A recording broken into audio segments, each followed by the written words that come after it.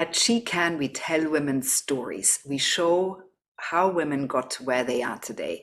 And that's really inspiring and motivating. And I'm really happy to talk to Jemma Sawyer today. Jemma, you're the founder and CEO of ILOH.co.uk, which is UK's first by women for women sexual health and well-being retailer. So tell us a little bit more about yourself and how you got to be the founder of ILO. And thank you very much for having me. Within ILO, we are the UK's first by women for women. And what that means is all of the products that we stock have all been designed by women. I launched the business from a kind of consumer perspective. Really, I felt that kind of myself, and then when I spoke to friends about it, we didn't feel like we were being catered for in the kind of traditional, I guess, kind of high street setting of purchasing products, and the purchasing experience, what you kind of feel like if you're kind of bringing a package home, or if something's kind of coming through your door, what's the branding like, what's the packaging like, and then what's the product like? Does it sit within your home, or is it something that you'd have to scuffle away in a drawer? Would the packaging have to go inside another plastic bag to kind of go in your bin if you were throwing the packaging out? So that's really why I started the company. It's from a personal endeavor, really. I think that's so often the case when women start companies. It's out of a need that they're missing something or need something or fill a space that's just not around. So Gemma, tell us a little bit more about your journey. You started ILO when, how is this journey as an entrepreneur? What are the challenges you face and how do you overcome them? Mm-hmm. All right. So I launched the business in November 2020. So I was, I don't know whether it's fortunate or unfortunate that I spent lockdown doing lots of research. That's research as a consumer, and then research on how to start a business as well. It is a first-time business for me in that sense. Just took a lot of time to research lots of different products. It was almost an accident that I realized that all of the products that I liked the look of and then ordered were all designed by women. And then that really kind of fueled researching more products and looking at more design innovation. My background is in fashion. I was a fashion stylist for a long time. I'm also a fashion academic, which I still do.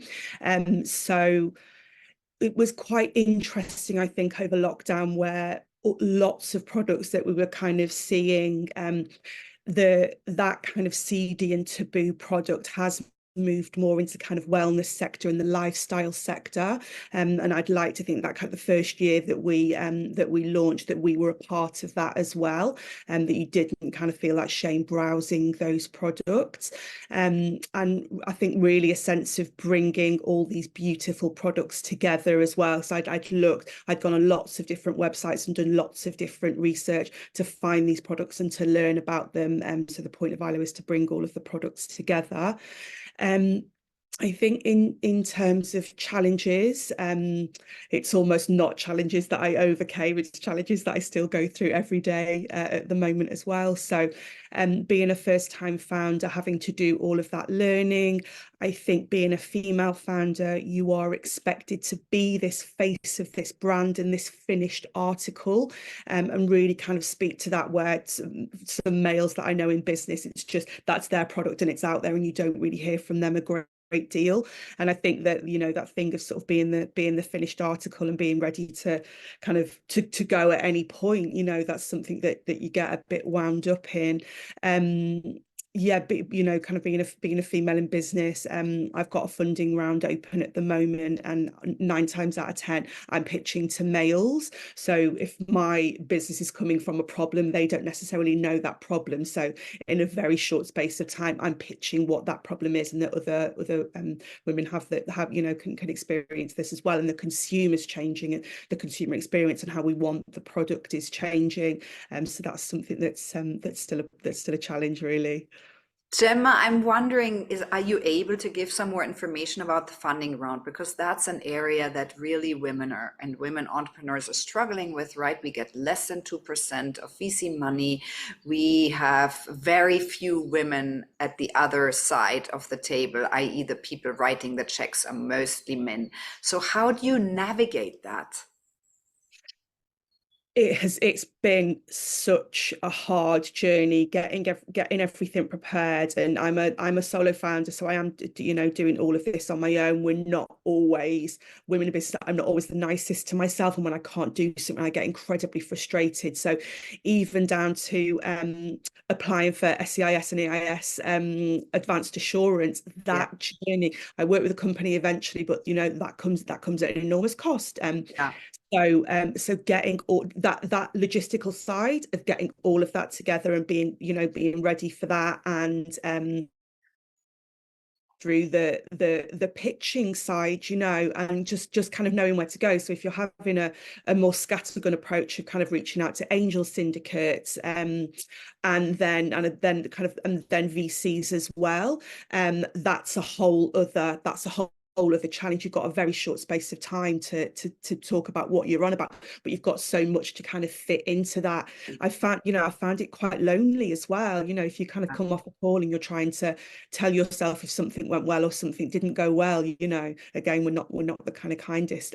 And it's and then like knowing who to go to. I've been on every Airtable with with every kind of angel investors details, but they must get hundreds of people kind of trying to get their FaceTime with them a day. So it was a lot harder than I thought it was going to be, and I thought that the reach outs that I was doing, I thought I was going to get just a little bit more back. Mm. But it's that knowing to approach the right people, and going to the events and meeting people at the events. And I think I'm finding as the kind of multi-brand retailer, I don't manufacture my own product yet, but it's something that I do want to do. I haven't met many other multi-brand retailers who are on the same journey as me. Everybody either manufactures their own product or they have a service.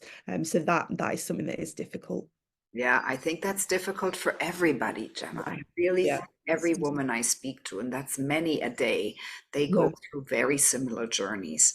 Yeah. Um, Gemma, and I'm so grateful that you're, open with this sort of feedback, because I think that's what most women, and people, and sometimes they go on and and I think the feedback I get most is you got to stick with it, because you will find that person is just sticking with it, and one wants to give up at one point or another, but really one should stick with it. Gemma, and so what would you say is your main motivator throughout all of this? I I was really lucky that I got really good traction at the beginning. So one of my dreams was to get into Wallpaper magazine. That was the first piece of press that we got, and then with my fashion background, I know about trend publications, so the Future Laboratory and WGSN, they were goals to get into, and I kind of got that when those companies very early on are saying that you're the kind of future of sexual wellness and kind of imagery in there. That was something that was really amazing. But I want to affect change. I want to create a difference, and I want to kind of break down those taboos and take that shame away and really open up those conversations. And the conversations that I do have with people are amazing. And one of my favorite things is talking to people and kind of and learning what they need and what they want. So when somebody is kind of really open, it can be like really kind of informal conversations, or more kind of business-based conversations, I guess. But yeah, it's really about breaking down those barriers. We've just been scared by shame, I think, for so long in buying these products and using them. It's always a bit, it's a bit of a taboo. It's the sort of the butt end of the joke, so to speak. So yeah, I want that change. I want us to go through change.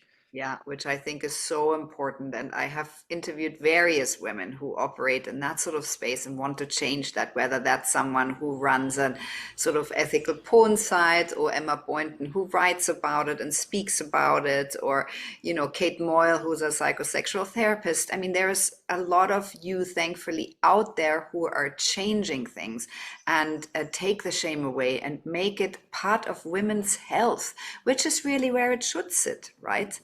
Yeah, definitely. And the products that I stock, they're solutions focused as well. So women have started these brands to look at the pleasure gap. The ladies that started Hacks, that was because the shame they felt when they were purchasing condoms out there. Why hasn't that packaging changed, or why hasn't that experience changed? I have endometriosis as well, so I stock a product called the Own-Up, which the founder had endometriosis and wanted a solution for that. So it's not just these churned out products time after time after time that don't tend to kind of change that much. A little bit of functionality, but in terms of appearance, and they don't change a great deal. So I think that's a kind of extra, and that's an extra kind of string to our bow almost, that these products have got functionality as well. Yeah, yeah. Gemma, so what qualities do you think you have that make you good at what you do? And you've already made it so far. I have a determination that I've kind of always had. I've been in a kind of a few sectors of a few industries, and I do have that determination that kind of keeps me going when you think, oh God, can I go through another day of this? I do have that determination. I think I like meeting people, and I like talking to people. So that I think I really enjoy doing it, and I think that is a quality as well, to kind of to open up and to have that conversation, to not be kind of afraid to have that conversation. Definitely. Um, and it was a vision as well. I had this vision, and I worked with a friend who saw what it was that I wanted to do, and then did the creative direction for ILOH. So together, with that vision, I knew that it was something I wanted to do in my last role. Before ILOH, I knew that I had another project in me, that wasn't going to be the career that I was going to have for the rest of my life. So I knew there was something in there. So I guess it's trusting that instinct as well, to think, you've got this idea, you've got this vision, you're following that through. So yeah, I'd say it's Yeah, that, really. yeah. Gemma, so what top tips would you give to women of any age who is still worried about ordering those type of products, or even to think about her own pleasure, right? Or her own well-being, and within that well-being and healthcare, all of those things you sell sit within that. What tips would you have? I think we'll do some do some research, have almost like if you kind of do the research and you go and have a look and a listen about what people are saying about the sector, things like that might help. I think you can have that sort of light bulb moment when you realize that there are these conversations. Instagram's great, and there are so many speakers and advocates that are trying to change the conversation. So do some research, make sure you're in a safe space, and yeah, just have a look at some things and just think how you feel. If you don't feel in a safe space, if you don't want to carry out that research, just kind of just stop and then come back to it at another place. If you can listen to podcasts about it, if you can go and have a look on YouTube and have a look at some videos and just see how that conversation has changed, and that might sort of support you to think, well, this isn't just me that's going through this, and I can see a different side of this conversation, and I can see that there's something else out there. But it's something that's really difficult. It's something that we've had kind of pummeled into us, I think, from a very, very young age, that this is bad, that you shouldn't kind of go through this. You almost carry your parents' shame, I think, or your caregiver's shame in the conversation. So yeah, just try and kind of open up a little bit, and see that there's a kind of new way of doing things out there. Yeah, experiment. Yeah. Yeah, yeah. Gemma, so what are you most proud of to date? Well, we're still going. We've got a crazy time out there, a very strange very strange kind of part of the economy, or part of the of retail at the moment, and shopping at the moment. And like I said, I think the press that we got and the feedback that we got very early on within the industry, and one of our best-selling products, I should be wearing it really, I forgot to put it on. One of our best-selling products is Vesper, the wearable vibrator. Yeah. It was the first product that I bought.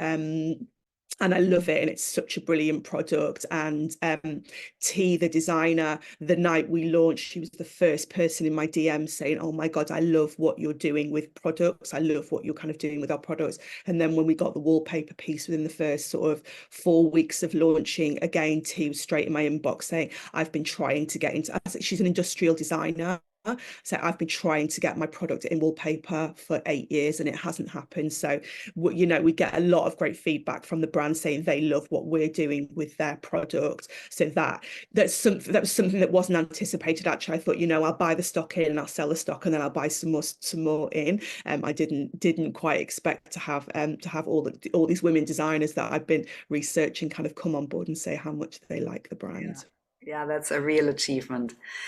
Gemma, so what are your goals and your plans? You're in a funding round. What are you planning for the next couple of years? Yeah, well, to close the round, first and foremost, I've learned so much, and I've learned to do so much myself, but I've got a bigger creative vision. So some of that kind of really niggly stuff that I don't want to do anymore, I want somebody else to do that. I would like to manufacture my own product as well. That's something that I'd really like to do. I've done a couple and I've got a pop-up coming up, but I'd like to have a pop-up bricks and mortar store as well. The sort of experience that women have when they go into Aesop or Glossier or the Apple store, to kind of come offline and have a go at bricks and mortar as well, to take that scare factor away, to come into there, to feel good when you're in the space and to feel good when you leave the space as well. Yeah. That's something that I'd really like to do. I really get a lot of joy from collaborating with brands, with other female founders, just on really exciting projects. So that's something that I hope kind of continues to grow, because there's such excitement and such energy in that. Yeah. Excellent, Gemma. And who are your role models? Who inspires you? My mum inspires me every single day. She's just incredibly supportive, and she always has been. And my brother and I, she would support us as long as we're not hurting anybody or stealing from anybody. My mum would support us in everything that we do, but she's very, very open. And she's a real advocate for me. She's a real advocate for the brand, and she's helped out in every way, from having I had a bit of time away last year. I did a bit of traveling last year, and my mum had like suitcases of my stock under her bed and was doing fulfillment for me. So she'll support in any way possible. That's amazing, Gemma. Thank you so much for telling your story today. Oh, thank you so much for having me. It's been great to chat to you. Thank you.